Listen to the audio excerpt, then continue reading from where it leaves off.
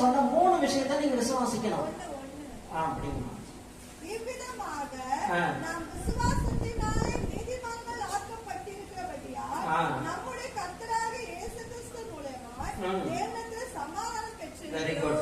இவ்விதமாக நாம் விசுவாசத்தினாலே 5:1ங்களா? 5:1. ஓகே. விசுவாசத்தினாலே நீதிமான்களாக்கப்பட்டிருக்கிறோம். இப்ப எதை விசுவாசிக்கணும்?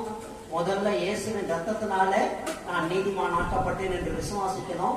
இரண்டாவது, பரிசுத்த ஆவியானவர் என்னை நீதிமான் ஆக்கினார் என்று விசுவாசிக்கணும். மூன்றாவது, தேவ கிருபையினால் நான் நீதிமான் ஆக்கப்பட்டேன் என்பதை நீங்கள் விசுவாசிக்க வேண்டும்.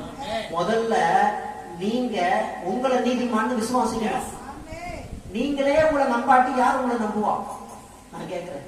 உங்க மேலே உங்களுக்கு நம்பிக்கை இல்லாட்டி மற்றவங்க உங்களை நம்ப மாட்டாங்க. கரெக்டா? பாருங்க, தப்பு பண்றவங்க கூட தன்னை ரொம்ப அப்படியே உலக பக்கம் உத்தமன்னு காமிச்சுதான் ஒரு பொருளை ஏமாத்தி நிக்கிறான் மனுஷன் கிட்ட.